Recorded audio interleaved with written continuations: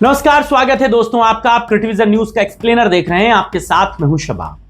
दिल्ली में एक हत्या, लेकिन उस सियासत की आग उत्तर प्रदेश तक पहुंच गई। सवाल यह है कि क्या दलितों के साथ हो रही घटनाएं अब चुनावी मुद्दा बनने जा रही हैं, और क्या यह गुस्सा सत्ता की दिशा बदल रहा है? आज की रिपोर्ट में यही हम बताने जा रहे हैं।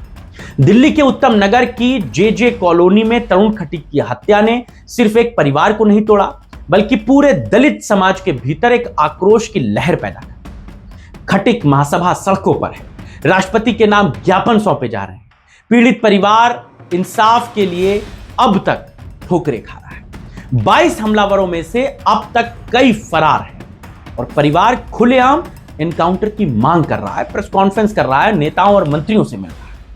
दोस्तों, यह मामला यह बताता है कि यह सिर्फ एक हत्या नहीं है, बल्कि सिस्टम पर भरोसे के टूटने का एक उदाहरण है।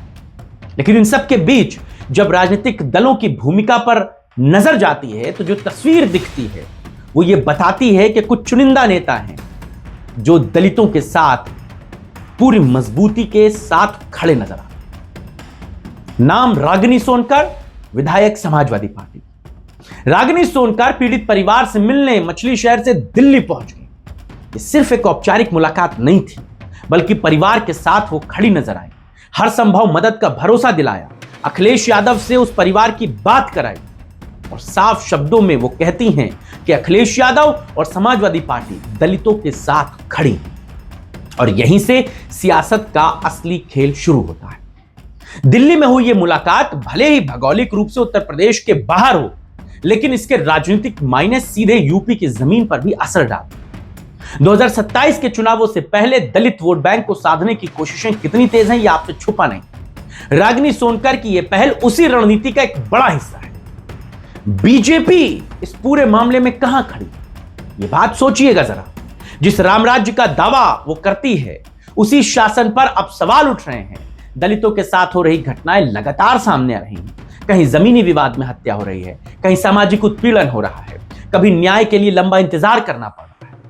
हजारों ऐसे मामले हैं जो ये धारणा को मजबूत करते हैं कि कानून का डर कमजोर हो रहा है और पीड़ितों की आवाज दबाई जा रही है। बीजेपी की सरकार पर यही सबसे बड़ा एलिगेशन है, यही सबसे बड़ा सवाल है। क्या उत्तर प्रदेश में न्याय सबके लिए बराबर है? राजनीति में संदेश बहुत मायने रखते हैं, और यहां सबसे बड़ा संदेश यही है कि बीजेपी का कोई बड़ा चुनाव अब तक पीड़ित परिवार के दरवाजे नहीं गया।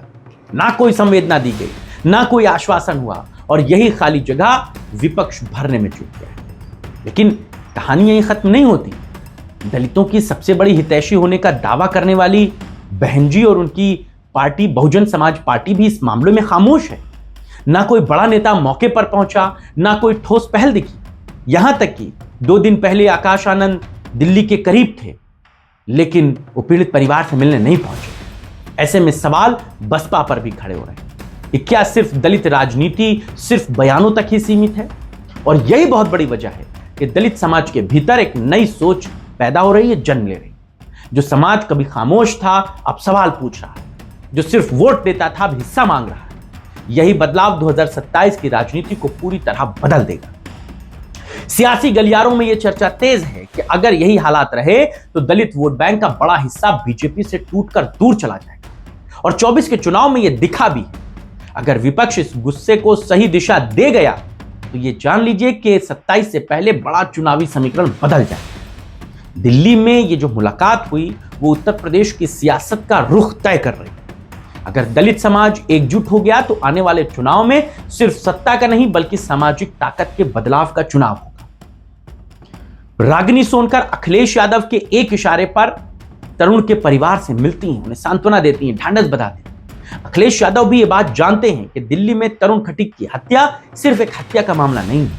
इसीलिए उनके एक बार इशारे से रागिनी सोनकर जैसे दलित नेता सीधे उस परिवार से मिलने पहुंचा। यह अपने आप में एक बड़ा मैसेज है, बड़ी राजनीतिक दिशा है। अखिलेश यादव ये बात बखूबी जानते हैं कि मामला किसी की सिंपैथी से तो जुड़ा ही है, साथ ही साथ उस बड़े समाज से, एक बड़े तबके से जुड़ा है जो अखिलेश यादव पर भरोसा कर रहा है। और 27 के चुनाव से पहले 24 के चुनाव में उसने अखिलेश यादव पर अपना भरोसा जाहिर किया। तभी तो अयोध्या जैसी सामान्य सीट पर बीजेपी के नेता विधायक लोकसभा का चुनाव हार जाते हैं, एक दलित नेता सामान्य सीट पर चुनाव जीतकर लोकसभा पहुंचता है। ये दलितों का अखिलेश यादव पर भरोसा ही था। आप इस खबर पर क्या सोचते हैं? आपके राय और विचारों का इंतजार रहेगा। फिलहाल अभी के लिए बस इतना ही। इजाजत दीजिए। नमस्कार।